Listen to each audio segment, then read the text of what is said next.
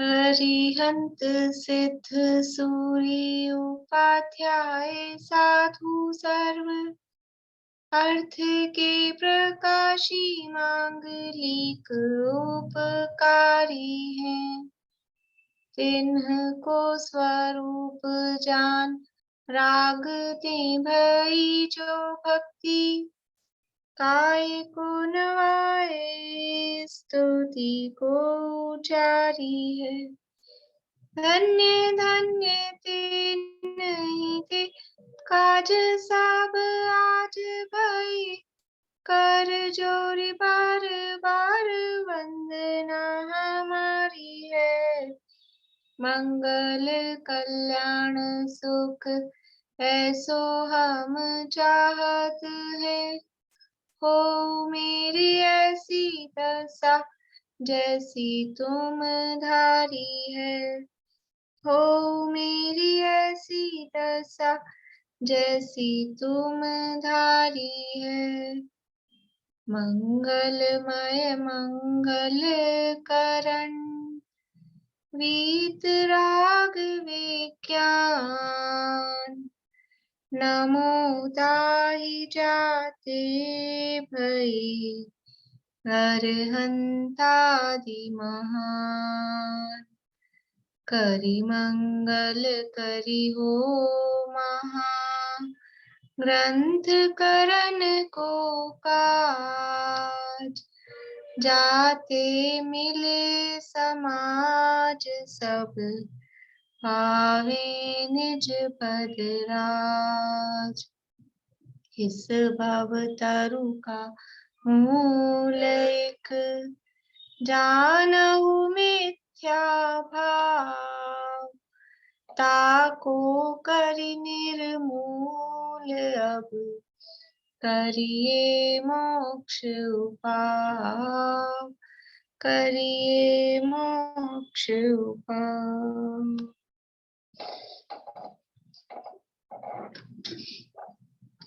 Question answers देखने हैं व्यवहाराभासी वाले प्रकरण के। भाभी 3 to 4 तक हो गए। 3 to 4 तक हो गए थे। हाँ ठीक है, 325 नंबर का क्वेश्चन है और पेज नंबर आएगा 244। 244 नंबर पेज है। श्रावक धर्म और मुनि धर्म की क्रियाओं में कर्ता होकर निर्दोष प्रवृत्ति करना मोक्ष मार्ग या चारित्र या धर्म है या नहीं, कारण सहित बताइए। बोले पारुल। श्रावक धर्म और मुनि धर्म की क्रियाओं में कर्ता होकर निर्दोष प्रवृत्ति करना मोक्ष मार्ग चारित्र या धर्म नहीं है, क्योंकि वह पर्याय आश्रित क्रियाओं में कर्तापना मानता है और ऐसा भाव तो सराग के कारण होता है। और चारित्र या धर्म है वह वीतराग भावपूर्वक भावरूप है, इसलिए ऐसे साधनों को मोक्ष मार्ग मानना मिथ्या बुद्धि है। ठीक है,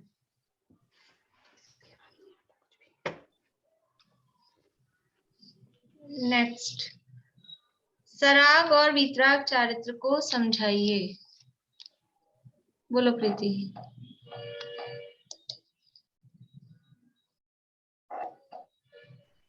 सम्यक दृष्टि जीव तत्व ज्ञान पूर्वक प्रशस्त राग सहित चारित्र धारण करते हैं, परंतु उस राग को चारित्र का स्वरूप न जानकर उसे चारित्र में दोष जानकर हे मानते हैं। ऐसा चारित्र सराग चारित्र है और शुभ अशुभ दोनों भावों से रहित शुद्ध परिणति का नाम वह वीतराग चारित्र है। ठीक है, बढ़िया। और किसी ने कुछ और लिखा है? बोलिए प्रमिला जी, अनम्यूट करिए। वास्तविक चारित्र वीतराग चारित्र है, पर साधक दशा में ज्ञानी की परिणति मिश्र रूप है। उसके एक भाव में एक समय में कुछ अंश वीतराग और कुछ अंश सराग है। वो सर्वथा रागी भी नहीं और सर्वथा वीतरागी भी नहीं है। सराग भाव के साथ शुद्ध परिणति के बल पर हर समय तीन कसाई चौकड़ी के अभाव रूप वहां निर्जरा है। वीतराग चारित्र शुभ अशुभ दोनों से निवृत्ति रूप है, और सराग में अशुभ से निवृत्ति और शुभ में प्रवृत्ति रूप है। वीतराग चारित्र निर्दोष है, सुख रूप है, और सराग चारित्र दोष रूप दुख रूप है। वीतराग चारित्र नीकसाय समस्त कर्म मल रहित है, और सराग चारित्र कसाई सहित वहाँ देशघाती स्पर्धकों का उदय है। यहाँ वीतराग चारित्र में ज्ञान धारा है और सराग चारित्र में कर्म धारा है, और वीतराग चारित्र पूर्ण शुद्ध भाव है, सराग चारित्र में अल्प शुद्धता है। वीतराग चारित्र के साथ अणुव्रत महाव्रत सराग चारित्र नाम पाते हैं, पर वो चारित्र का मल है, मुक्ति का कारण नहीं है। ज्ञानी उसे दोष जानता है, इसलिए श्रद्धांजलि हे मान। बढ़िया, अच्छा आपने अंतर रूप में लिखा है, बढ़िया। बोलिए पूर्णिमा आंटी। ये अभी आप क्या ले रहे हैं? वो क्या कि पीछे कुछ प्रश्न रह गए थे व्यवहाराभासी के, वो छूट गए थे उनके आंसर करना, तो वो ले रहे हैं। मेरा तो पूना में रह गया। आप जयपुर आ गए? हाँ, जयपुर आ गई मैं। हाँ, मैंने कल देखा था तो। हाँ, वही बोलते ना, बोलना नहीं हुआ। चलिए, उभयवासी का पूरा नहीं हुआ ना अभी तो? नहीं, उभयवासी पूरा नहीं हुआ, ये तो क्या प्रश्न रह गए थे, तो वो फिर बीच के 8-10 प्रश्न छूट गए, तो उनको पूरा कर लें। परसों फ्लाइट में आधा ही सुन पाई थी मैं, फ्लाइट में थी उस समय पर, आवाज ही नहीं आ रही थी ढंग से। फिर 2 दिन की क्लास मेरी चली गई ऐसे डिस्टरबेंस में। मैं बोला हाँ, आज क्या ले रहे हैं, वो समझ में नहीं आया मेरे को। क्लास तो आप सुन लेना उभयवासी की, 2 दिन की रिकॉर्डिंग सुन लेना क्लास की, तो अच्छी चल रही थी क्लासेस अच्छा। शाम की, तो वो तो आप रिकॉर्डिंग सुन लेना। ये तो क्वेश्चन आंसर अभी 5 मिनट करेंगे, फिर वो अपना प्रकरण वही चलेगा। ठीक है। और पारुल आपने क्या लिखा है? ये तो क्या सबका जवाब अपनी अपनी भाषा में आएगा, सबका अपने अपने शब्दों में आएगा, तो जिसने जो लिखा हो वो बोलो पारुल, चालू नहीं हुआ। जो जीव बिना तत्वज्ञान के कर्तापने से श्रावक धर्म अथवा मुनि धर्म की क्रियाओं में मन वचन काय की प्रवृत्ति निरंतर रखता है तथा भंग न हो ऐसे प्रवृत्ता है, परंतु क्रिया तो राग पूर्वक होने के कारण केवल सराग चारित्र ही है। नहीं, देखो ये बात ध्यान रखना, भले ही शब्द कुछ भी हो, सराग चारित्र, चारित्र आ रहा है ना उसके साथ में शब्द, तो जो तत्व ज्ञान के बिना, शुरू में आपका ये शब्द है ना, तत्व ज्ञान के अभाव पूर्वक, तो अगर तत्व ज्ञान नहीं है तो चारित्र तो होगा ही नहीं। सराग चारित्र कब कहा जाएगा? कि वीतराग चारित्र या मोक्ष मार्ग में साधक जीवों के उस वीतरागता के साथ में जो राग रहता है, उस राग को सराग चारित्र कहा जाता है। और वो भी चारित्र है, तो अपन ने अभी चारित्र का प्रकरण जिनमें चल रहा है, तो चारित्र मुनिराजों की अपेक्षा से कहा जाता है। चारित्र जो शब्द है वो मुनिराजों की अपेक्षा से कहा जाता है। तो ये सराग चारित्र किसके होगा? कि जिनके वीतराग चारित्र है, सच्चा चारित्र जिनके है, 3 कषाय चौकड़ी के अभाव पूर्वक वीतरागता जिनके है, उनके उस 3 कषाय का तो अभाव है, 1 कषाय का सद्भाव है। तो वो जो 1 कषाय का सद्भाव है उसके कारण राग होता है, और ये दोनों साथ में चलते हैं, 3 के अभाव पूर्वक वीतरागता और 1 के सद्भाव पूर्वक राग। तो जब उस राग को मुख्य करते हैं तो उसको सराग चारित्र नाम कहा जाता है, और वो वीतरागता को मुख्य करते हैं तो वो वीतराग चारित्र कहा जाता है। कहीं कहीं अगर सम्यक दृष्टि में भी कहा हो तो वो समझ लेना उसी अपेक्षा से, कषाय के भाग से। अदरवाइज जो चारित्र है वो मुनिराजों की मुख्यता से ही कहा जाएगा, चारित्र वहीं प्रकट होता है मुनिराजों की। तो सराग चारित्र है वो जो मुनिराजों की जो महाव्रत आदि पालन की जो क्रिया, 3 कषाय चौकड़ी के अभाव पूर्वक वीतरागता के साथ गुप्ती समिति महाव्रत, ये जो पालन का भाव हो रहा है, उसका नाम सराग चारित्र, उसका नाम दिया जाता है वीतरागता के साथ। बिना वीतरागता के तो चारित्र है ही नहीं। एक प्रश्न ऐसा भी था ना, उसके चारित्र कहेंगे या नहीं कहेंगे, आगे आएगा या पीछे है पता नहीं, इसी के बाद वाला है, इसीलिए तो कंफ्यूजन हो गया। मैंने वीतराग चारित्र जो लिखा है वो सराग चारित्र है, जो तत्वज्ञान के द्वारा ऐसा जानते हैं कि जो राग है वह चारित्र का स्वरूप नहीं अपितु चारित्र में दोष है, परंतु राग की भूमिका में होने के स्वरूप प्रशस्त राग से चारित्र को धारण करते हैं। ये किसका लिखा है आपने? वीतराग चारित्र का? ये सराग चारित्र है। ये सराग चारित्र, फिर वीतराग चारित्र वीतराग चारित्र तो कहा ना, कषायों के अभाव पूर्वक जो वीतरागता प्रकट हुई है वो वीतरागता है, वीतराग चारित्र। और उस वीतरागता के साथ में जो ये प्रशस्त राग आ रहा है, उस प्रशस्त राग को सराग चारित्र कहते हैं। राग चारित्र नहीं है वास्तव में, पर चारित्र के साथ जो सराग शब्द लगाया है ना, ये उपचार है, व्यवहार है। चारित्र तो वीतराग ही होता है। चारित्र किसे कहते हैं? स्वरूपे चरणम चारित्रम, आत्म स्वरूप में लीनता, रमणता, उसका नाम चारित्र है। तो चारित्र तो सराग नहीं होता है, लेकिन वो जो साथ में राग है, उस राग को देखकर उस चारित्र को भी सराग कह दिया। ठीक। और निशांती आपने क्या लिखा है? ये सब सुना दीजिए इस क्वेश्चन का जवाब मुझे, गड़बड़ नहीं हो जाए किसी की।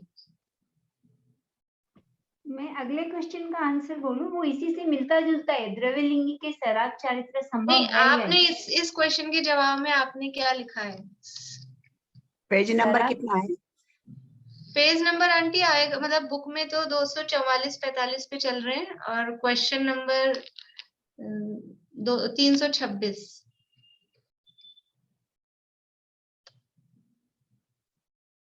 बंद कर लिया आपने निशांती? इसका आंसर नहीं लिखा था मैंने। नहीं लिखा आपने? चलिए, और किसने लिखा है सराग वीतराग? बेला जी बोलिए।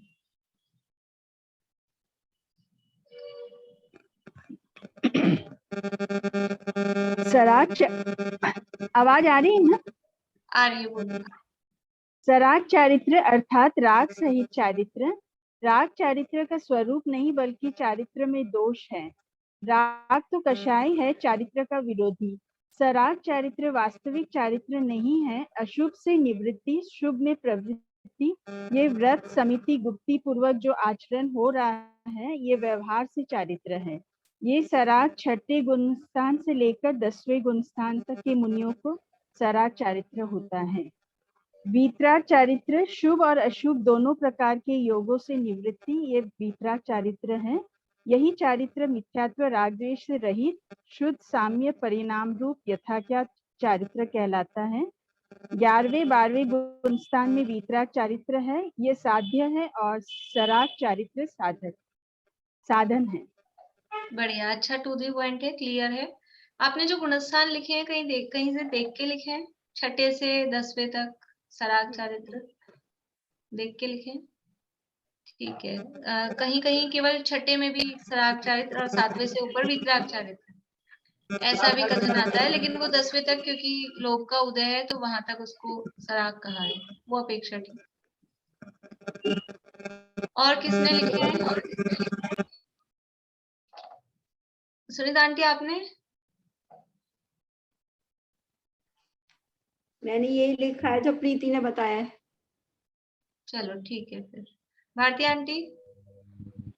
नहीं। ममता भाभी? नहीं। बेला भाभी?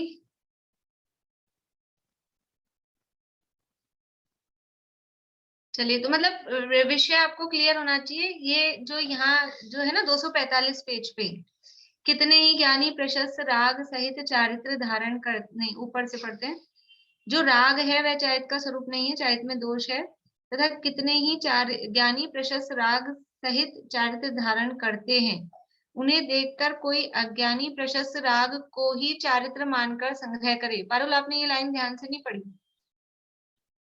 क्योंकि यहाँ क्लियर लिखा है कि अगर प्रशस्त राग को ही चारित्र मानकर संग्रह करे तो वृथा खेद खिन्न होगा। यानी अकेला राग वो चारित्र नहीं है, वो सराग चारित्र नहीं है, वो वीतराग चारित्र के साथ उसमें उदाहरण दिया ना, चावल के साथ में छिलका है और एक अकेला ही छिलका है। तो सराग चारित्र क्या है? वो छिलके वाला चावल है, और वीतराग चारित्र क्या है? बिना छिलके वाला चावल है। उदाहरण भी दिया है। बोलिए भारती आंटी। नहीं, वही मैं ये उदाहरण का ही पूछ रही थी कि इस क्वेश्चन के आंसर में ये उदाहरण नहीं बनता है क्या? वैसे हाँ, पूछ रही दे थी। सकते ना, उदाहरण भी दे सकते हैं, वही मैं पूछ रही थी। हाँ, दे सकते हैं। चलिए नेक्स्ट क्वेश्चन पे आते हैं। द्रव्यलिंगी के सराग चारित्र संभव है या नहीं? बोलिए निशांती।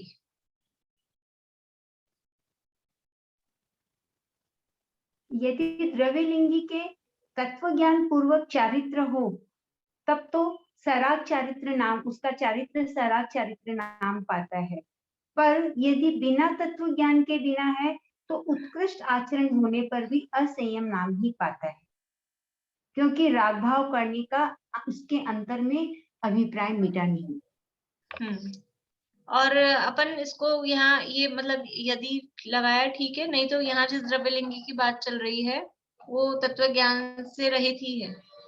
तो हम ये कह सकते हैं कि मिथ्या दृष्टि द्रव्यलिंगी शब्द लगा दें तो मिथ्या दृष्टि द्रव्यलिंगी के क्योंकि अंदर से वो राग का अभिप्राय मिटा ही नहीं है, इसलिए उसके सराग चारित्र भी संभव नहीं है। द्रव्यलिंगी मिथ्या दृष्टि यहाँ जो प्रकरण में है ना, द्रव्यलिंगी मतलब मिथ्या दृष्टि, उसी की बात चल रही है। तो द्रव्यलिंगी के सराग चारित्र संभव नहीं है। सराग चारित्र तो वीतराग चारित्र के साथ हो तो सराग कहे। वही बात है ना, बारात किसे कहना, दूल्हा हो तो बारात कही जाएगी, दूल्हा है ही नहीं और बारात आ रही है, तो चारित्र है ही नहीं और सराग है, फिर वो अकेला राग ही राग है, चारित्र नहीं है उसके साथ में। ये एक और कर लेते हैं फिल इन द ब्लैंक्स वाला। ये इसमें जैसे वीतराग और सराग अपन कह रहे हैं, तो इनको अपन वो मान सकते हैं क्या जो आप पढ़ा रहे हो, वो सामायिक और वो छेदोपस्थापना? वो ऐसा भेद नहीं कर सकते ना, क्योंकि वो सामायिक छेदोपस्थापना चारित्र दोनों वो दोनों गुण स्थान में कहे हैं, छठे सातवें दोनों गुण स्थान में वो भी वो चारित्र है ना, पर वो व्यवहार अपेक्षा किसी अपेक्षा से ऐसा अगर कर देते हैं कुछ लोग, लेकिन सामायिक चारित्र और छेदोपस्थापना चारित्र वो एक साथ हो रहे हैं। देखो एक प्रश्न और मतलब उसमें अपन ऐसे बोलते हैं ना कि मुनि दशा जीव अधिकतम धारण करे पूरी अपने जीवन काल मतलब मोक्ष जाने से पहले तक, वो जीव का जीवन है। इस संसार के जीवन में अनादिकाल से लेके और जब तक मोक्ष नहीं जा रहा है, तो ये संसार में जब तक उसका जीवन है, कितनी बार भावलिंगी मुनि बन सकता है कोई जीव?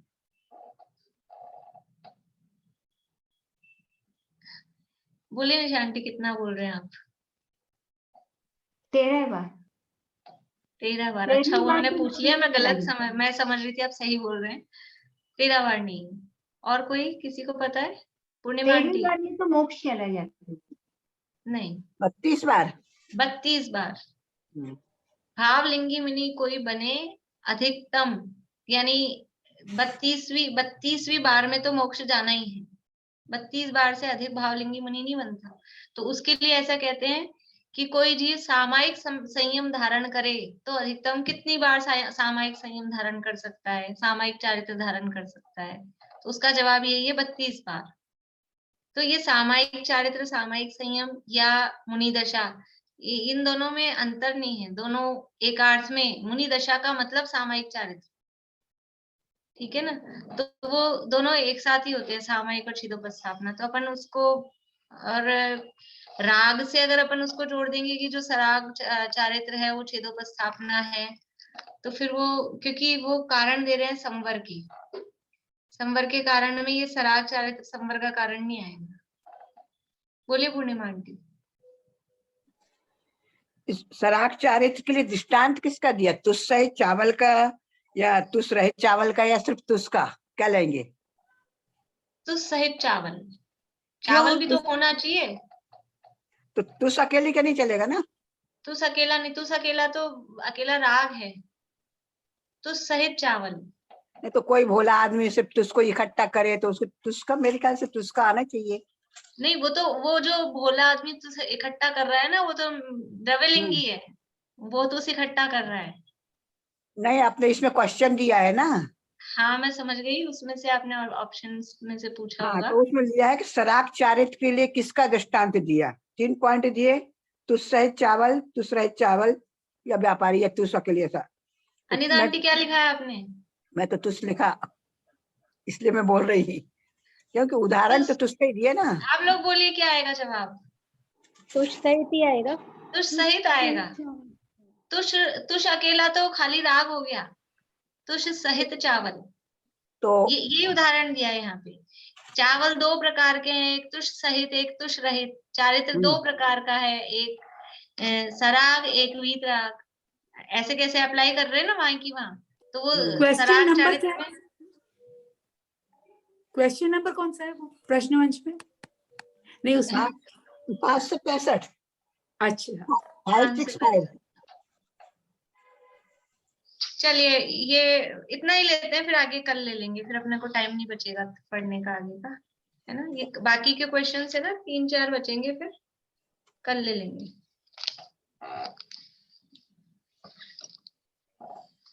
अपनी चर्चा चल रही है पेज नंबर 255 पे 255 उभयाभासी का प्रकरण यहाँ अपना चल रहा है। और ये उभयाभासी की कैसी कैसी मान्यताएं, किस तरह से कहाँ गड़बड़ियां हो रही हैं, यानी अब अपने को ऐसा लग रहा है कि ये ऐसी भूल तो अपने में होती है क्या, ऐसा लगता है ना कि ये, क्योंकि जो शास्त्र पढ़ते हैं, यानी ये जो गलतियां 7वें अधिकार में बताई है, ये शास्त्र पाठी जीवों की, जिसने निश्चय ने नहीं पढ़ा, जिसने व्यवहार ने नहीं पढ़ा, जिसने कभी शास्त्र पढ़ा नहीं, तो उसको क्या समझ में आएगा कि क्या मानना है क्या नहीं मानना है। लेकिन शास्त्र पढ़कर भी शास्त्र का सही अभिप्राय नहीं जान पाते हैं, तो ऐसी गड़बड़ियां इस तरह की हो जाती हैं। अब ये इसकी जो मान्यता बताते हैं वो अपने को बिल्कुल बराबर सही लगती है, अगर वो नीचे उनका नहीं पढ़ा जाए और खाली वो उसका वाक्य निकाला जाए तो ऐसे लगता है क्या गलत है, सही है एकदम। देखो ऊपर से ही पढ़ते हैं वापस से 255 पेज पे। इस प्रकार नयों द्वारा एक ही वस्तु को एक भाव अपेक्षा ऐसा भी मानना और ऐसा भी मानना, वह तो मिथ्या बुद्धि है।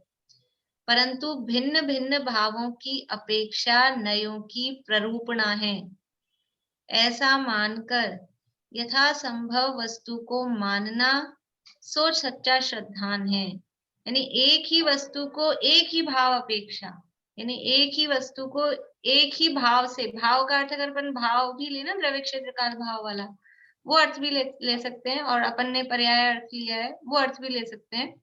एक ही वस्तु को एक ही पर्याय में, इसी ये ही वस्तु है और इसी ये उंगली अभी उंगली इसी अवस्था में ये सीधी भी और टेढ़ी भी है, ऐसे कैसे हो सकता है? अभी सीधी है अब टेढ़ी हो गई, तो दो अपन ने चेंज किए ना, कुछ तो चेंज करना पड़ेगा, या तो समय चेंज करो कि क्षेत्र चेंज करो, कुछ तो बदलना पड़ेगा। एक ही वस्तु को एक ही भाव अपेक्षा ऐसा भी मानना और ऐसा भी मानना, वह तो मिथ्या बुद्धि है। परंतु भिन्न भिन्न भावों की अपेक्षा नयों की प्ररूपणा है, ऐसा मानकर यथासंभव वस्तु को मानना सो सच्चा श्रद्धान है। इसलिए मिथ्या दृष्टि अनेकांत रूप वस्तु को मानता है, अनेकांत रूप वस्तु को मानता है, परंतु यथार्थ भाव को पहचान कर नहीं मान सकता, ऐसा जानना। कोई एक मत है, अन्य मतों में मेरे को ध्यान नहीं आ रहा कौन सा मत है, जैसे एक मत तो है सांख्य मत, वो ऐसा मानते हैं सब कुछ नित्य है, कूटस्थ है, स्थिर है, सुना होगा आप लोगों ने कि वो सब कुछ नित्य मानता है।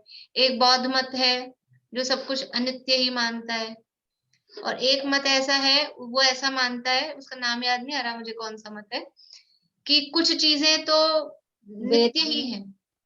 वेदांती है? नहीं, वेदांत तो वो सांख्य वेदांत एक ही है। वो ऐसा मानते हैं कुछ चीजें हैं वो नित्य ही है। चार्वक? नहीं, अब आप लोग छोड़ दीजिए, कोई मतलब नहीं है उससे तो अपने को। वो कुछ चीजें तो नित्य ही है और कुछ चीजें हैं वो अनित्य हैं, मतलब वो दोनों को मान रहा है, वो नित्य भी मानते हैं हम, अनित्य भी मानते हैं। तो क्या वो अनेकांतवादी हो गए? अनेकांतवादी नहीं हो गए, वो सर्वथा कुछ वस्तुएं सर्वथा नित्य हैं, सूरज चांद तारे ये सब सर्वथा नित्य हैं, और बाकी ये जो बदल रहा है वो सर्वथा अनित्य है। लेकिन वो सूरज नित्य रह के भी अनित्य है, अनित्य होके भी नित्य है, ऐसा नहीं मानते। जो नित्य है वो नित्य ही है हमेशा के लिए, जो अनित्य है वो हमेशा के लिए अनित्य ही है। तो ऐसा अनेकांत, तो ये उभयाभासी भी अनेकांत तो मान रहा है, अनेकांत मान रहा है, वस्तु को अनेकांत स्वरूप मान रहा है, परंतु यथार्थ भाव को पहचान कर नहीं मान रहा। दोनों नयों को मान रहा है, दोनों नयों को मान रहा है तो अनेकांत को मान रहा है, लेकिन वो दोनों नए एक वस्तु में, एक ही काल में, एक ही पर्याय में वो दोनों नए जो कह रहे हैं वो यथार्थ रूप से लागू नहीं हो पाते। तथा इस जीव के व्रतशील संयम आदि का अंगीकार पाया जाता है, सो व्यवहार से ये भी मोक्ष के कारण है, ऐसा मानकर उन्हें उपादेय मानता है। व्रतशील संयम का अंगीकार कर रहा है, अकेला निश्चयाभासी नहीं है, व्यवहाराभासी की जो क्रियाएं हैं वो भी कर रहा है, लेकिन उनको क्या मान के ग्रहण कर रहा है, ये भी मोक्ष के कारण है। यानी शुद्धात्मा का मैं सिद्ध समान शुद्ध हूं ऐसा श्रद्धान, वो भी मोक्ष का कारण है, और व्रतशील संयम भी मोक्ष के कारण है। तो क्या ये मान्यता ठीक है कि व्रतशील संयम भी मोक्ष के कारण है? व्रतशील संयम मोक्ष के कारण नहीं है, लेकिन वो क्या मान रहा है, ये भी मोक्ष के कारण है, ऐसा मानकर उन्हें उपादेय मानता है। सो जैसे पहले केवल व्यवहारावलंबी जीव के अयथार्थपना कहा था, वैसे ही इसके भी अयथार्थपना जानना। ये एक बात हो गई। अब आगे इसी में व्यवहाराभासी वाली मान्यता में, ये पिछले पेज पे तो बताई थी कि वो उसके निश्चयाभास किस प्रकार से है। अब यहाँ व्यवहाराभास वाली में ही पहली तो ये हो गई कि वो मोक्ष के कारण मान के उनको अंगीकार करता है, उपादेय मानता है। तथा यह ऐसा भी मानता है कि यथा योग्य व्रतादि क्रिया तो करने योग्य है, परंतु इनमें ममत्व नहीं करना। वे हम क्रिया तो करते हैं तो करनी चाहिए, लेकिन हम ममत्व नहीं करना चाहिए इनमें। ये मान्यता कैसी? व्रतादि क्रिया को करने योग्य मान रहा है। किसको करने योग्य मान रहा है? क्रिया को। तो वो जो अगले पैराग्राफ में अपन ने कल पढ़ा था ना, नीचे वाला जो पैराग्राफ है, उसमें क्या खंडन कर रहे हैं, वो जो क्रिया है वो तो शरीर की क्रिया है, और ये शरीर आदि पर द्रव्य है। व्रतादि, इसमें क्रिया शब्द पे थोड़ा सा मतलब अपन हाईलाइट कर सकते हैं उसको, कि क्रिया को करने योग्य मान रहा है कि व्रतादि क्रिया करने योग्य है। तो क्रिया को करने योग्य मानना मतलब शरीर का परद्रव्य का कर्ता बन रहा है, परद्रव्य की क्रिया में कर सकता हूं ऐसा मान रहा है। यथा योग्य व्रतादि की क्रिया तो करने योग्य है, परंतु इनमें ममत्व नहीं करना। अपन शरीर की क्रिया तो कर लो लेकिन ममत्व मत करो, ऐसा। सो जिसका आप करता हो उसमें ममत्व कैसे नहीं किया जाए? अब जिस चीज को आप कर रहे हो तो उसमें ममत्व नहीं होगा, ऐसा नहीं हो सकता है। जिसका आप कर्ता बन के कर रहे हो, एक तो जो समय सार की टोन है कि ज्ञानी अकर्ता भाव से करता है, अंदर से उसको कर्तृत्व नहीं है, वो एक अलग चीज है। यहाँ तो वो करने योग्य मान रहा है ना, तो करने योग्य मान रहा है मतलब कर्ता बन रहा है, और कर्ता बन के जिस काम को कर रहा है और फिर ममत्व नहीं है, अंदर से उसको करने योग्य मान रहा है, फिर कह रहा है मैं मेरे ममत्व नहीं है। तो ऐसा तो जिसका आप करता हो उसमें ममत्व कैसे नहीं किया जाए? आप करता नहीं है तो मुझको करने योग्य है ऐसा भाव कैसे किया? यदि वो कह रहा है ममत्व नहीं कर रहा तो मतलब तू करता नहीं है, और अगर करता नहीं है तो फिर ये मुझे करने योग्य है, ये भाव कैसे आ रहा है तेरे को? या तो तुम कर्ता मत बनो, कर्ता भी बन रहे हो ममत्व भी नहीं कर रहे हो, और अगर ममत्व नहीं कर रहे हो तो फिर कर्ता भी नहीं हो। तो जब कर्ता नहीं हो तो फिर ये करने योग्य है, ये भाव कहाँ से आया? और यदि कर्ता है तो वह अपना कर्म हुआ, और यदि तू उसको उसका कर्ता अपने को मान रहा है तो वो तेरा कर्म हुआ। तब कर्ता कर्म संबंध स्वयं ही हुआ। कर्ता कौन और कर्म कौन? कर्ता कौन है इसमें? कर्ता तो मैं हो गया, वो मतलब वो जीव उभयाभासी, और कर्म क्या हो गया उसका? कर्म क्या बनाया उसने बेला भाभी? कर्म किसको बनाया? व्रतादि को। चालू करिए बेला भाभी। व्रतशील जो कर रहा है उसको वो अपना हाँ मानता है। हाँ, यानी मैं तो हूं कर्ता, और व्रतादि की जो क्रिया है वो कर्म। तो कर्ता कर्म किस में होता है? मैं जीव, और व्रतादि की क्रिया व्रतादि की क्रिया वो पुद्गल की क्रिया क्रिया हाँ, की पुद्गल बात कर रहे हैं। वो पुद्गल की शरीर की हुई होगी ना, अहिंसा पालन करेंगे, सत्य बोलेंगे, वचनों से होगा, सभी मन वचन काय की पुद्गल की क्रिया है। और मैं हूँ जीव, तो ये जीव द्रव्य और ये पुद्गल द्रव्य। जीव द्रव्य पुद्गल द्रव्य का कर्ता होता है क्या?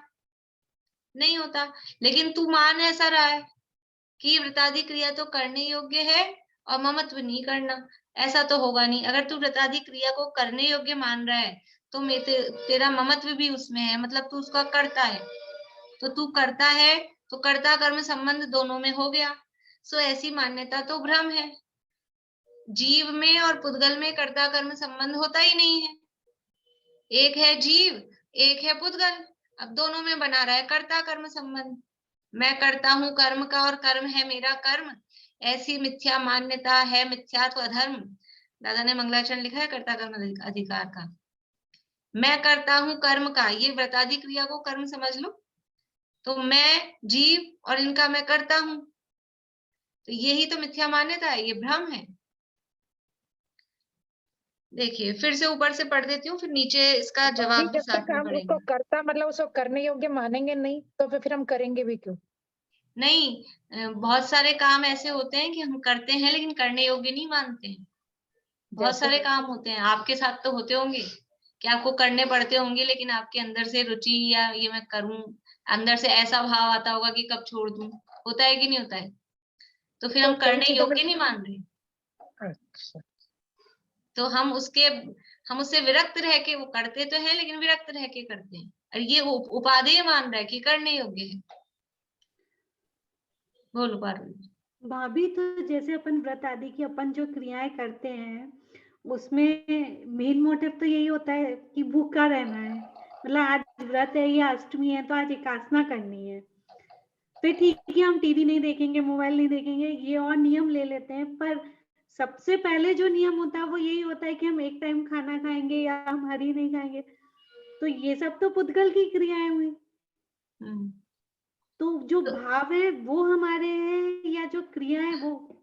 बिल्कुल, अभी अगले पैराग्राफ में वही आ रहा है। तो हमने जो कहा ना हम व्रतादि की क्रिया करते हैं, तो हम व्रतादि की क्रिया करते हैं या हम क्या करते हैं, वो अगले पैराग्राफ में आ रहा है, इसलिए मैंने कहा मैं कंटिन्यू पढ़ूंगी पूरा। ठीक है, फिर से ऊपर से पढ़ के दोनों पैराग्राफ पढ़ूंगी अभी मैं। तथा यह ऐसा भी मानता है कि यथा योग्य व्रतादि क्रिया तो करने योग्य है, परंतु इसमें ममत्व नहीं करना। सो जिसका आप करता हो उसमें ममत्व कैसे नहीं किया जाए।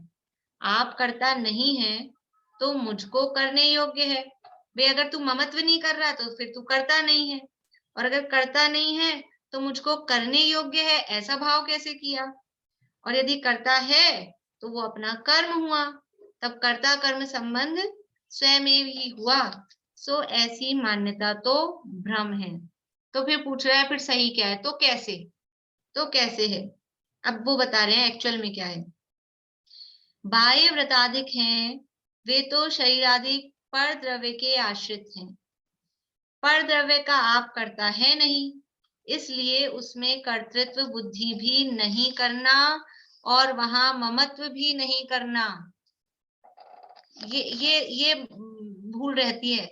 हम उपवास के जो शरीर में भोजन नहीं गया या समझ लीजिए जो भी कुछ इस तरह की शरीर की जो भी क्रिया हुई है, हम उसके कर्ता बनते हैं, लेकिन वे तो परद्रव्य के आश्रित है, परद्रव्य का आप करता है नहीं, इसलिए उसमें कर्तृत्व बुद्धि नहीं करना। शरीर की जो क्रिया हो रही है वो मेरा कार्य नहीं है। शरीर में जैसा परिणाम, अभी उपवास वगैरह का छोड़ो, अगर मैं शरीर अपना बराबर परफेक्ट रहता है तो हमको क्या भाव आता है, हमने मेंटेन थोड़ा सा अपन ने मान लो थोड़ा बढ़ने लग गया है वजन वगैरह, तो थोड़ा सा हमने खाने पीने पे कंट्रोल किया, डाइटिंग वाइटिंग की, एक्सरसाइज की, तो क्या भाव आता है, क्या मान्यता बनती है कि ये मैंने मेंटेन कर लिया ना, ये तो मैंने कंट्रोल कर लिया।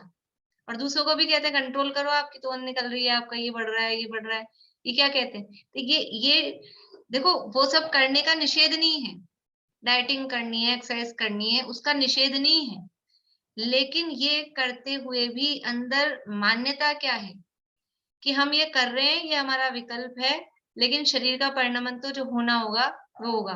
बहुत सारे लोग हैं, सब जानते होंगे, मतलब इस तरह के मिल जाते होंगे आपस में, खूब मोटे हो रहे हैं, फैल रहे हैं, बढ़ रहे हैं, और बेचारे एक रोटी दिन भर में नहीं खाए फिर भी फैलते ही जा रहे हैं। और कुछ हैं कि लड्डू खाए, बर्फी खाए, कुछ भी खाए, नहीं बढ़े तो नहीं बढ़े। तो इससे मतलब समझ में आता है ये शरीर का परिणमन है, शरीर का परिणमन अपने अधीन नहीं है। तो फिर जीव कर क्या रहा है, जीव कर क्या रहा है, वो डाइटिंग वाइटिंग वो कर क्या रहा है, देखो आगे कह रहे हैं अगली लाइन में बाह्य व्रताधिक हैं वे तो शरीर आदि पर द्रव्य के आश्रित हैं, पर द्रव्य का आप करता है नहीं, इसलिए उसमें कर्तृत्व बुद्धि भी नहीं करना और वहां ममत्व भी नहीं करना, तथा व्रताधिक में ग्रहण त्याग रूप अपना शुभोपयोग हो वह अपने आश्रित है।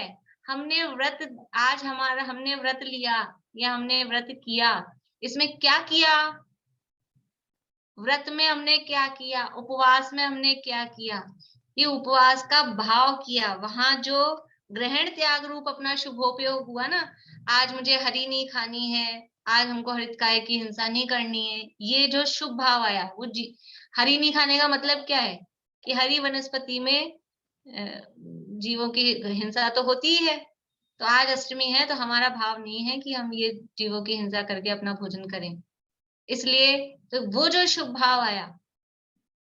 और भी जो भी है, अभक्ष्य है, अनछने जल के प्रयोग होते हैं बाजार की वस्तुएं में, तो हमारा वो भाव नहीं है कि वो अनछने जल की बनी वस्तुएं हम सेवन करें।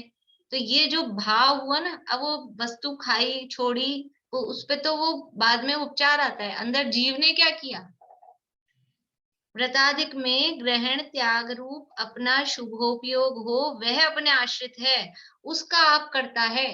करता किसका था कि व्रताधिक में जो भाव हुआ ना शुभ भाव, उसका करता था, और ये बन किसका रहा है, व्रताधिक का ही, वो जो बाहर की क्रिया हो रही है उसका ही, उसका आप करता है, इसलिए उसमें कर्तृत्व बुद्धि भी मानना और वहां ममत्व भी करना। क्या सिखा रहे हैं क्या सिखा रहे हैं, कर्तृत्व ममत्व। हाँ, तो वो खुद के भाव पूरे पीछे भी यही सिखाया था ना, वो राग को जब तक ये जो भाव मेरे हो रहे हैं, जो अशुद्धि है, ये दोष है, इसकी स्वीकृति नहीं करेगा तो उसके अभाव का उपाय कैसे होगा। एक इस तरह का वाक्य आता है बड़े पंडित जी साहब का, या वैसे कि दोषों की स्वीकृति ही दोषों के अभाव का प्रथम उपाय है, स्वीकृति ही नहीं करेंगे तो इसका कर्ता भी बनना। ये जो भाव आ रहे हैं ना व्रतादि पालन के, वहां जो शुभोपयोग हुआ उसमें कर्तृत्व भी मानना कि ये शुभ भाव मैंने किया, और उसमें ममत्व भी करना कि ये मेरा है, ये भाव मेरा है, कर्तृत्व भी और ममत्व भी। परंतु कर्तृत्व ममत्व सिखा रहे हैं तो फिर क्या करना इसलिए अब सावधान कर रहे हैं वापस से। परंतु इस शुभोपयोग को बंध का ही कारण जानना, ये शुभ भाव मेरे हो रहे हैं, मैं कर रहा हूं, लेकिन ये शुभ भाव मोक्ष का कारण नहीं है। वो सराग में जो राग आ रहा है ना, वो सराग वो मोक्ष का कारण नहीं है। सराग चारित्र, उसको हम नहीं कह सकते कि वो संवर का कारण नहीं है। सराग चारित्र, सराग में जो राग बना को मुख्य कर रहे हैं, वो तो बंध का ही कारण है। परंतु इस शुभोपयोग को बंध का ही कारण जानना, मोक्ष का कारण नहीं जानना। अभी ऊपर उसने क्या कहा था, देखो ऊपर से मिलाओ, जो सेकंड पैराग्राफ की लाइन पढ़ी थी ना अपन ने, सो व्यवहार से ये भी मोक्ष के कारण है। व्रतशील संयम आदि का अंगीकार पाया जाता है और वो व्यवहार से ये भी मोक्ष के कारण है, ऐसा मानकर उनको उपादेय मानता है। तो पहली बात तो व्रतशील संयम है, वो तो शरीर की क्रिया है। तूने क्या किया, व्रतशील संयम तो किया ही नहीं, तूने तो केवल व्रतशील संयम पालने का भाव किया, वो शुभ भाव किया, और वो शुभ भाव तेरा है, लेकिन ये शुभ भाव भी मोक्ष का कारण नहीं है, वो तो आश्रव का ही कारण है, संवर का भी कारण नहीं है। संवर है ही नहीं, मोक्ष का भी कारण नहीं, संवर ही मोक्ष का कारण होता है। परंतु इस शुभोपयोग को बंध का ही कारण जानना, मोक्ष का कारण नहीं जानना, क्योंकि बंध और मोक्ष के तो प्रतिपक्षीपना है। बंध और मोक्ष दोनों अपोजिट हैं, प्रतिपक्षी मतलब अपोजिट है, विलोम है। जिस कारण से बंध हो रहा है उसी कारण से मोक्ष हो जाए, जिस कारण से मोक्ष हो रहा है उसी कारण से बंद हो जाए, ऐसा कैसे होगा? बिल्कुल, अभी मोक्ष शब्द में अपने को ख्याल नहीं आता है, जिस कारण से बंध रहे हैं उसी कारण से छूटे। अब समझ में आ रहा है ज्यादा?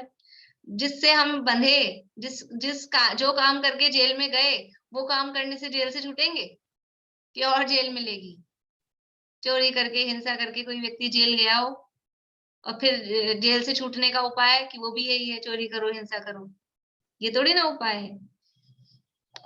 तो बंध और मोक्ष के तो प्रतिपक्षी बना है, इसलिए एक ही भाव पुण्य बंध का भी कारण हो और मोक्ष का भी कारण हो, ऐसा मानना भ्रम है। ये लाइन याद आ रही है? फिर पीछे कहीं पड़ी है इस तरह की लाइन, एग्जैक्टली सेम ये हो या इस तरह की है? बोलिए प्रमिला जी। आश्रम में, हाँ, ये जो 7 तत्व संबंधी भूल थी ना, आश्रम में, हाँ हाँ उसी में इसी तरह की लाइन दी थी कि जिस भाव से बंध हो उसी से मोक्ष मानता है। हाँ ये रही 227 पेज पे लास्ट लाइन है, संवर तत्व के निधर रूप में है, आश्रम में नहीं संवर में, 227 पेज पे। परंतु एक ही कारण से पुण्य बंध भी माने और संवर भी माने, शब्द थोड़े अलग है लेकिन भाव वही है, वो नहीं हो सकता। वही उसी, क्योंकि अभी व्यवहाराभासी वाली उसकी मान्यता दिखा रहे हैं ना, ये व्यवहाराभासी वाला ही प्रकरण है, 7 तत्व संबंधी अन्यथा भूल वाला। तो वो जिस कारण से बंद हो रहा है उसी का वो मोक्ष का भी कारण मान रहा है, जो बंध का कारण वो मोक्ष का कारण, तो ये तो भूल है। फिर कहाँ मोक्ष होगा? वो लाइन पे ही नहीं है। समझ में आया? कल से कुछ आज क्लियरिटी हुई? वापस से पढ़ती हूँ पैराग्राफ, आप लोग देखिएगा, चेक करिएगा समझ में आ रहा है कि नहीं आ रहा है। इसका मतलब यहाँ ये संवर की भूल बता रहे हैं, वहाँ वो संवर में मेन लाइन थी वहाँ हाँ, कि संवर की भूल यही थी हाँ। मेन। तो ये संवर के संबंध में ही मतलब भूल है, मेनली भूल, मतलब इसलिए तत्व 7 कहे हैं। देखो भूल होती है जीव के संबंध में, यही गड़बड़ होती है, पहचानता नहीं है। और फिर ये भूल होती है कि सुख का कारण कौन है, दुख का कारण कौन है, बंध का कारण कौन है, मुक्ति का कारण कौन है। बस यही तो है, इसी में 7 तत्व हैं।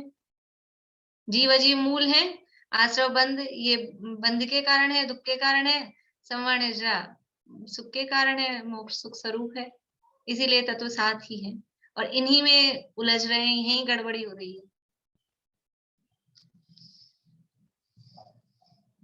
अब मैं पूरा दोनों पैराग्राफ फिर से पढ़ रही हूँ, अब आप लोग देख लेना समझ में आया कि नहीं, फिर अपन आगे बढ़ जाएंगे। तथा यह ऐसा भी मानता है कि यथा योग्य व्रतादि क्रिया तो करने योग्य है, परंतु इसमें ममत्व नहीं करना। सो जिसका आप करता हो उसमें ममत्व कैसे नहीं किया जाए? आप करता नहीं है तो मुझको करने योग्य है, ऐसा भाव कैसे किया? और यदि करता है तो वह अपना कर्म हुआ, तब कर्ता कर्म संबंध स्वयं भी हुआ। सो ऐसी मान्यता तो भ्रम है। तो कैसे है?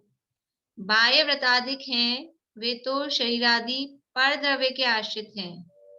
पर द्रव्य का आप करता है नहीं, इसलिए उसमें कर्तृत्व बुद्धि भी नहीं करना और वहां ममत्व भी नहीं करना।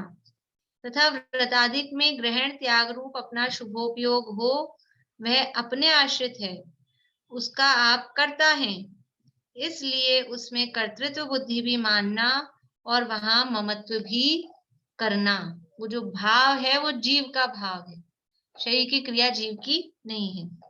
परंतु इस शुभोपयोग को बंध का ही कारण जानना, मोक्ष का कारण नहीं जानना, क्योंकि बंध और मोक्ष के तो प्रतिपक्षीपना है। इसलिए एक ही भाव पुण्य बंध का भी कारण हो और मोक्ष का भी कारण हो, ऐसा मानना भ्रम है। इसलिए आगे देखिए, व्रत अव्रत दोनों विकल्प रहित, जहां पर द्रव्य के ग्रहण त्याग का कुछ प्रयोजन नहीं है, ऐसा उदासीन वीतराग शुद्धोपयोग वही मोक्ष मार्ग है। इसलिए सच्चा मोक्ष मार्ग, वास्तविक मोक्ष मार्ग क्या है?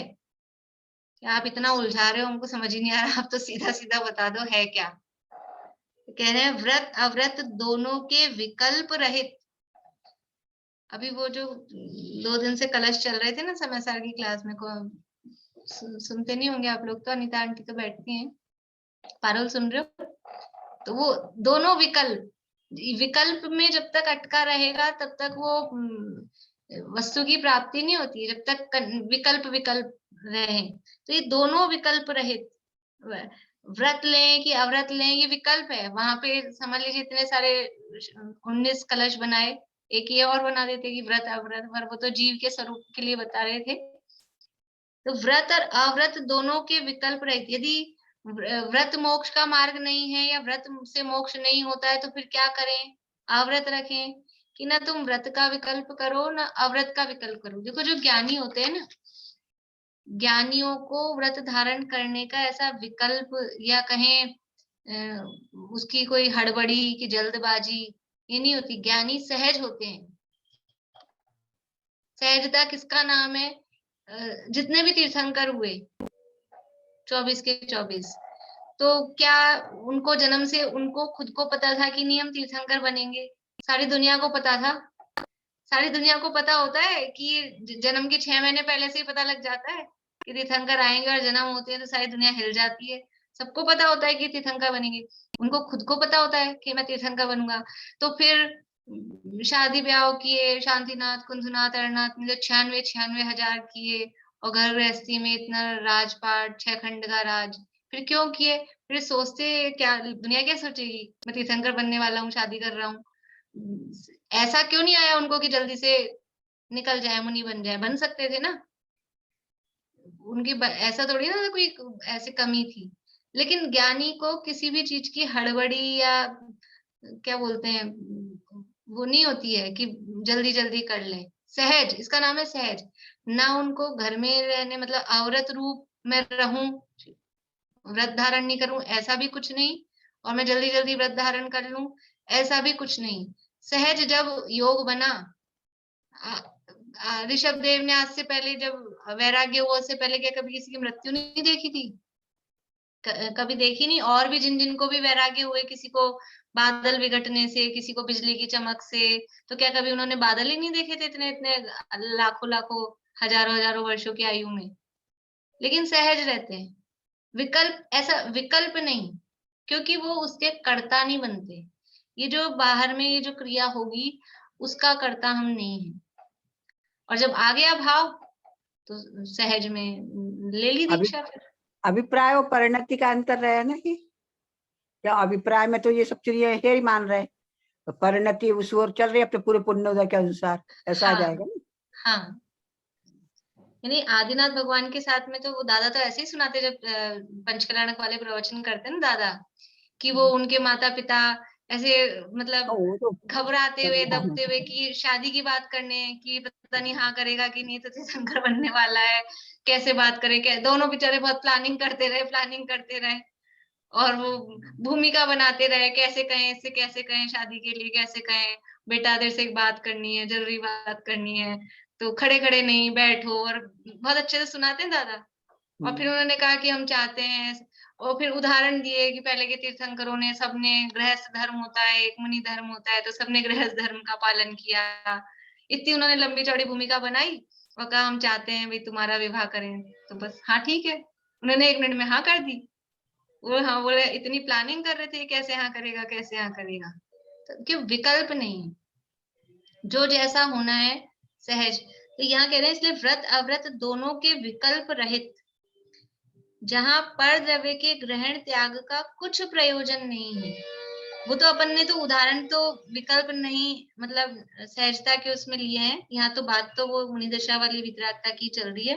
तो मैं व्रत धारण करूं कि मैं व्रत धारण नहीं करूं, ऐसा कोई विकल्प, क्योंकि पर द्रव्य का ग्रहण और त्याग मैं कर सकता ही नहीं हूं, ऐसा अभिप्राय, ऐसी श्रद्धा वो पक्की होती है। और जब जिसका जैसा होना होगा वो होगा।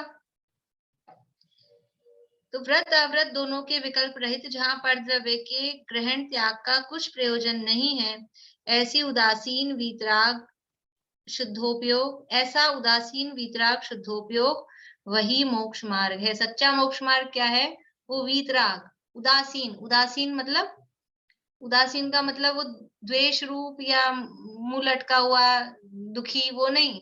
उदासीन का मतलब है ना इधर झुका है ना उधर झुका है, ना इसका विकल्प है ना उसका विकल्प है, सहज। उदासीन का मतलब है सहज।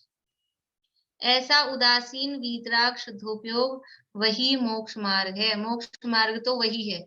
अब मोक्ष मार्ग का मतलब क्या है? संवर। इसलिए संवर तत्व संबंधी भूल में आया ना, मोक्ष मार्ग की बात चल रही है। मोक्ष मार्ग मतलब संवर तत्व, निर्जरा तत्व, वो मोक्ष मार्ग है। तथा निचली दशा में कितने ही जीवों के शुभोपयोग और शुद्धोपयोग का युक्त पना पाया जाता है, इसलिए उपचार से व्रताधिक शुभोपयोग को मोक्ष मार्ग कहा है। निचली दशा में वास्तविक मोक्ष मार्ग तो वो वीतराग चारित्र जो है, जो वीतरागता है वही है। लेकिन जब तक ये निचली दशा मतलब वो पूर्णता की प्राप्ति नहीं हो रही है, और इसलिए निचली दशा समझ लो छठा सातवां गुण स्थान, क्योंकि ऊपर के गुण स्थानों में तो वो शुद्धोपयोग रूप ही दिखाई दे रहा है। तो निचली दशा में कितने ही जीवों के शुभोपयोग और शुद्धोपयोग का युक्त पना पाया जाता है। दोनों चीजें साथ में दिखाई देती हैं जो निचली भूमिका में है। और नीचे जाओ तो पांचवे वाले के, चौथे वाले के, उनके तो वही दिखता है। चौथे पांचवे में तो अशुभ भी दिखाई देता है। तो जो छठे सातवें गुणस्थानवर्ती मुनिराज हैं, उनके शुद्धोपयोग के साथ साथ में वो शुभोपयोग भी दिखाई देता है। यद्यपि वो अबुद्धिपूर्वक 8वें 9वें 7वें 8वें 9वें 10वें में भी होता है, लेकिन वो अपने को नहीं दिखता। पर ये छठे गुणस्थानवर्ती मुनिराजों के तो दिखता है ना बाहर में, छठे सातवें गुणस्थानवर्ती। तो निचली भूमिका में, निचली दशा में कितने ही जीवों के शुभोपयोग और शुद्धोपयोग का युक्त पना पाया जाता है, मतलब वो मिश्र दशा उनकी रहती है। इसलिए उपचार से व्रताधिक शुभोपयोग को मोक्ष मार्ग कहा है। मूंगफली किसका नाम? मूंगफली किसका नाम? वो अंदर जो दाना है उसको मूंगफली कहते हैं, लेकिन वो जब छिलके सहित अपन लेकर आते हैं बाजार से, तो उसको पूरे को मूंगफली कहते हैं कि नहीं कहते हैं? कि वो छिलका भी साथ में होता है। अकेले छिलके को किसी ने कहा अकेले की ये मूंगफली है, अकेले छिलके को उपचार से भी नहीं कहते, वो छिलका ही कहते हैं, उसको कचरा कहते हैं, गार्बेज कहते हैं अकेले छिलके को। तो पर वो छिलके के अंदर दाना हो तो उसको उपचार से पूरे को मिला के ऐसे ही वो सराग चरित्र वितराग चरित्र में समझना, वो पूरा मिलके अपना प्रकरण मिल गया आज बिल्कुल, दोनों वो वाला जो क्वेश्चन का चला था। इसलिए उपचार से व्रताधिक शुभोपयोग को मोक्ष मार्ग कहा है। शुभोपयोग को मोक्ष मार्ग कहा है, क्रिया को मोक्ष मार्ग नहीं कहा। शरीर की क्रिया को मोक्ष मार्ग नहीं कहा, व्रतादि की क्रिया को मोक्ष मार्ग नहीं कहा। उपचार से भी शुभोपयोग को, वो जो अपना भाव था, क्योंकि ये मोक्ष है, जीव की अवस्था है, मोक्ष मार्ग है वो भी जीव की अवस्था है। तो उपचार भी तो जीव के ही किसी परिणाम में लगेगा कि बाहर में लगेगा। इसलिए उपचार से व्रताधिक शुभोपयोग को मोक्ष मार्ग कहा है। वस्तु का विचार करने पर शुभोपयोग मोक्ष का घातक ही है, क्योंकि बंध का कारण वह ही मोक्ष का घातक है। वस्तु का विचार मतलब वस्तु स्वरूप का विचार करने पर, यथार्थता का विचार करने पर शुभोपयोग मोक्ष का घातक ही है। वास्तव में वो मोक्ष मार्ग नहीं है, वो मोक्ष का घातक ही है, क्योंकि बंध का कारण वह ही मोक्ष का घातक है। ऐसा श्रद्धान करना। इस प्रकार से और कोई बात होगी तो ये, और फिर आगे कर लेंगे। बोलिए भारती आंटी। वो आपने बोला ना कि विकल्प नहीं आता है, लेकिन जैसे उनको नीलांजना की मृत्यु दिखी तो उस वक्त तो विकल्प आया ना उसका, तो उस वक्त तो वो आया, मतलब ऐसी उतावली नहीं थी। विकल्प नहीं आता है का मतलब कि मैं व्रत लूं, कि मैं अब लूं, कि कब लूं, जब आया सहज में तो ले ली, ऐसा नहीं। मतलब जब भी वो हुआ, क्या बोलते हैं उसको, वैराग्य। हाँ वैराग्य, जब वैराग्य भाव आता है तो वो सहजता से ही आता है, लेकिन उस समय वो उसका विकल्प तो होता है ना उसका। देखो वो तो उदाहरण लिया था, विकल्प तो है ही नहीं उस समय, लेकिन एक इस तरह से अपन लोगों को नहीं चलते हैं विकल्प, अपन पता है मालूम नहीं आप लोगों को चलते होंगे कि नहीं, भोजन बनाना है सुबह का शाम का, तो चलते हैं। प्लानिंग करते रहते हैं, ये बना लेंगे ये बना लेंगे ये बना लेंगे, लेकिन होता क्या है, जो बनना होता है वो बनता है, फिर बदल जाता है कि नहीं, मेन्यू अपना चेंज हो जाता है कि नहीं हो जाता है। बहुत सारी प्लानिंग करते हैं, संडे को ये कर लेंगे ये कर लेंगे ये कर लेंगे, फिर वही वही सब हो जाता है क्या। तो अपन विकल्प करते हैं, और वो ज्ञानी जीव ऐसे विकल्पों में नहीं, प्लानिंग करने का निषेध नहीं है।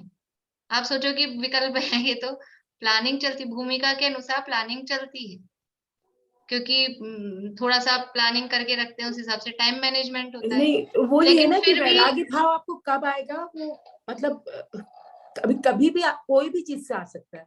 हाँ, वो कभी जब भी उसके आने की योग्यता होगी, यानी जब उसका काल पकेगा तब वो आता है। लेकिन ज्ञानी ऐसा विकल्प नहीं रखता कि मैं वैराग्य लाऊं, मैं व्रत लूं, मतलब ऐसा उसको कर्तृत्व वाला ये वो नहीं रहता, वो सहजता में होता है। अच्छा, एक चीज और पूछना चाह रही थी, ये अष्टमी और चौदस का ही दिन ऐसे स्पेशल क्यों चूज किए, कि मतलब इन 2 दिन ही, कोई इसका कोई कारण है उसका देखिए कि कुछ तो लॉजिक वो उससे बताते हैं साइंटिफिक, की वो साइंस से बताते हैं, आजकल बताते हैं कि कोई वो पानी वानी की अष्टमी और चतुर्दशी के दिन वो सूरज वूरज का हिसाब बताते हैं, तो शरीर में पानी अधिक हो जाता है या कम, जो भी है इस वो लॉजिक। अपने यहाँ तो ऐसा कहा जाता है कि मोक्ष का जो सीधा पुरुषार्थ है, तीव्र पुरुषार्थ है, यानी सीधा मोक्ष मार्ग, वो 8वें गुणस्थान से मोक्ष मार्ग की यात्रा शुरू होती है। छठे सातवें में झूलते रहते हैं, लेकिन 8वां गुणस्थान है वो श्रेणी चढ़ने का, तो वहां से शुरुआत हुई और 14वें में जाके पूर्णता हुई, इस अपेक्षा से अष्टमी और चतुर्दशी। वरना इसके अलावा भी कुछ जैसे और भी तिथियां होती है, पंचमी 11 ऐसे कुछ व्रत वगैरह जो है ना, वो अलग अलग पुराने जो लोग होते थे भाभी, वो तो 5 तिथियों को है ना हाँ हरी नहीं खाते थे एक्चुअल में, तो फिर हाँ उसमें तो ये नहीं बैठेगा अपना जो अपन बता रहे हैं। हाँ, तो इसीलिए ऐसा कोई नियम नहीं है। देखो हमको कुछ संयम से रहना है, तो अब क्या कब रहें, तो ऐसा ये किसी अपने पूर्वजों द्वारा, ये कोई बहुत ऐसा नहीं है, कोई बड़े आगम वाली बात है, कोई पूर्वजों द्वारा ऐसे कुछ तिथियां फिक्स कर दी। मेरे को भी ध्यान है वो 5 तिथियां चलती हैं, पंचमी 11 ऐसा कुछ भी, तो उनमें भी वो करते हैं। अभी कुछ लोग तो जिनसे अष्टमी चतुर्दशी दोनों नहीं पलती ना, वो अकेले चतुर्दशी ही पालते हैं, तो थोड़े दिन बाद अष्टमी गायब हो जाएगी तो अकेला चतुर्दशी बच जाएगी। मान लो ज्यादा लोग ऐसा करने लग गए तो वो रह जाएगी। इसलिए ये तो केवल अपने को किस दिन कुछ करना है, ऐसा जैसे भादवे का महीने में वो उसी समय 10 लक्षण मनाते हैं, जबकि साल में 3 बार आते हैं। अभी भी चल रहा है 16 कारण पर्व, और अभी फिर 10 लक्षण आने वाले हैं। तो अब जब सुविधा थी तब वो अच्छे से उसको मनाते हैं, बाकी का ठीक है, लोग नहीं मानते हैं, नहीं करते हैं, जैसे भी होता है। चलिए जिनवाणी स्थिति करते हैं, बोलिए प्रवीण। ये जो ऊपर दिया ना, इसलिए उसमें कर्तव्य बुद्धि भी मानना और वहां ममत्व भी करना, तो ये उसमें शुभ भाव आएगा ना यहाँ, इसलिए हाँ, शुभ उसमें भाव में, शुभ भाव में, उस शुभ भाव का कर्ता भी बनना, मतलब उसको मैंने किया और उसका ममत्व भी। इसमें कर्ता का ये जो ऊपर का था ना, कर्ता कर्म संबंध, कर्ता कर्म संबंध मुझ में और उस शुभ भाव में, मैं करता हूँ और वो शुभ भाव मेरा कर्म है, उसमें तो कर्ता कर्म संबंध बनेगा। लेकिन मैं करता हूँ और ये व्रतादि मेरे कर्म है, इनमें नहीं बनेगा। ये 2 द्रव्य अलग अलग हो गए। बोलो पार्वती। भाभी, तो ये जो है ना, ये जो कर्ता मतलब अपने भावों में ममत्व बुद्धि वगैरह दी है, ये पंचम गुण स्थान वृत्तियों के हिसाब से दी है, क्योंकि जब वो नियम लेते हैं तब तो वो छोड़ते ही है ना चीजें। मुनिराज भी जैसे मुनि धर्म अंगीकार करने से पहले नियम तो लेते ही है ना। कुछ छोड़ते हैं, उसका निषेध नहीं है, लेकिन अंदर अभिप्राय वो जो थी ना, क्रिया परिणाम अभिप्राय, उसको ध्यान में लेना। अभिप्राय में उसके पर द्रव्य को छोड़ने का कर्ता वो नहीं बनते। पर द्रव्य का मैं छोड़ता हूँ या ग्रहण करता हूँ, ऐसा अभिप्राय नहीं है। मैं तो इसको ग्रहण करने का या छोड़ने का भाव कर सकता हूँ, तो बस वो भाव उनके आता है। तो भाव सहज रूप में जब आता है तब आता है। तो जो ग्रहण करने का भाव आता है उसको तो त्यागते ही है ना, नियम तो उन्हीं का लेते हैं। हाँ, वो जो भाव आया उस हिसाब से लेते हैं। तो उसमें कर्ता जो दूसरे पैराग्राफ में दिया है ना कि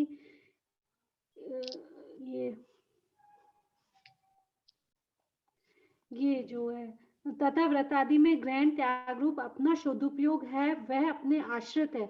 मतलब जो ये शुद्धोपयोग है ये व्रत आदि क्रियाओं के जो भाव हैं उन्हीं के उस पे का है ना ये। हाँ हाँ, व्रत आदि में कुछ हमने ग्रहण किया है, कुछ नियम लिए हैं, कुछ छोड़ा है, तो ये जो ग्रहण त्याग रूप जो अपना भाव हुआ, शुभोपयोग हुआ, वो अपने आश्रित है। भाई मैं ये छोड़ूं कि ये ग्रहण करूं, मैं ये कलर कपड़े छोड़ूं, मैं सफेद वस्त्र ग्रहण करूं, या मैं ये वस्त्र ही छोड़ दूं, पीछे कमंडल ग्रहण करूं, तो ये जो ग्रहण त्याग का भाव आया वो भाव मेरे आश्रित है। बाहर की वो क्रिया जो हो रही है वो उसके, देखो होती अभी और कल करेंगे इस पे चर्चा, ये निमित्त नैमित्तिक संबंध तो है इनमें कि जैसा भाव आता है तदनुरूप बाहर में क्रिया होती है, वो निमित्त नैमित्तिक संबंध है। लेकिन कर्ता कर्म की ये मैंने किया, शरीर की जो अवस्था हो रही है वो मैंने की, वो कर्ता कर्म संबंध वहां पे नहीं है। और कल कर लेंगे इस पे चर्चा अपन अभिजन्यवाणी से। प्रीति आप पढ़ोगे? हाँ। हे पाणे पात्रे वीर जिन जग को बताया आपने, जग जाल में अब तक फसाया पुण्य एवं पाप ने। पुण्य एवं पाप से है पार मग सुख शांति का, यह धर्म का है मरम, यह विस्फोट आत्म क्रांति का, विस्फोट आत्म क्रांति का।